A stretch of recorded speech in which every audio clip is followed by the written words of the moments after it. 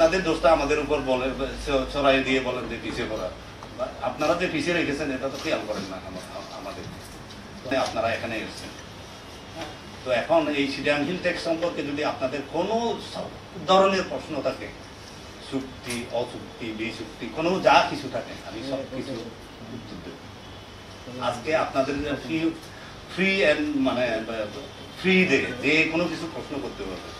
এবং আমি এটাও মানে এটার প্রতি বিশ্বাস রাখি যে ইন্টেরিয়র গভর্নমেন্ট যেটা হয়েছে এটা হচ্ছে বৈষম্যহীনতা বৈষম্যহীন যে অবস্থা ছিল, বৈষম্যপূর্ণ যে অবস্থা ছিল এটাকে হীন করার জন্য এবং সকলের অধিকার পুনঃপ্রতিষ্ঠা করার জন্য।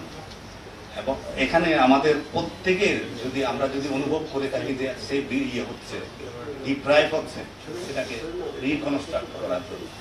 আমি জানি আমার task is very difficult, but পার্বত্য অঞ্চল যখন আমার একটু পরিচিত জায়গা, সেই কারণে আমি এটাকে বলতেছি এখনো সম্ভব এখানে কিছু করা।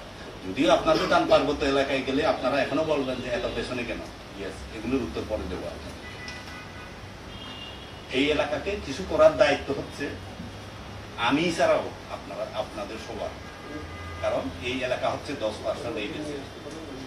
ওই দেশের বা ওই এলাকার মানুষজনরা হচ্ছে অ্যাকর্ডিং টু আমাদের জাতীয় ইন্ডিকেটর অনুযায়ী অনেক পেছনে। তো আপনারা খুব সুন্দর করে বলে দেন যে পিছিয়ে পড়া জনগোষ্ঠী।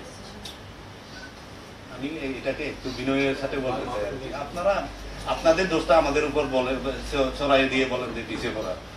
আপনারা যে পিছিয়ে রেখেছেন এটা তো খেয়াল করেন না আমাদের। তো আমি সব সময় বলি আমি কিন্তু পিছিয়ে রাখা জনগোষ্ঠীর একজন, পিছিয়ে পড়ার নয়, পিছিয়ে রাখা জনগোষ্ঠীর একজন। ঠিক আছে? তো অনেক কিছু করার আছে, বাংলাদেশ কেন নিচ্ছে না এটা আমি জানি না। আমি কোনো এক জায়গাতে আমি পড়তেছিলাম আর কি, inclusivity is very essential. Constructive inclusivity যদি আমরা করে নিতে পারি সিডিয়াম হিল টেক্সটাকে, দেখুন যে কি হয়। আমি কিছুক্ষণ আগে আমার কলিগদেরকে বলতেছিলাম, খাপ্তায় লেগেই তো 2 লক্ষ মানুষের অ্যাপয়েন্টমেন্ট দিতে পারে, কিন্তু আমরা কেন করি না এটা? আমরা কেন প্ল্যান নিই না? সিডিয়াম হিল টেক্সে এখন যে পরিমাণ আম উৎপন্ন হয়, স্পেশালি আমি খাগড়াছড়ি থেকে, আমার খাগড়াছড়িতে যে পরিমাণ আম্রপালি উৎপাদন হয়, আমরা তো এগুলি ভ্যালু এডিশন করতে পারছি না।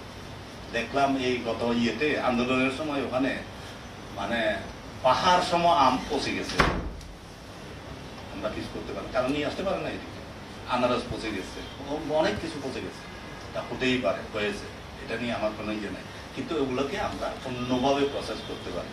সেটা আমি সব সময় চাই যে একটা ক্লাসিক কান্ট্রি এরিয়া, এবং ওটাকে আমরা সযত্নে লালিত করতে পারি, তাহলে মানুষের আয় বাড়বে, জীবিকা বাড়বে, এবং ওখানে এখন মানে ওখানে আরো মানুষ গিয়ে তাদের লাইভলিহুডটাকে ডেভেলপ করতে পারবে। এটা আমি কিন্তু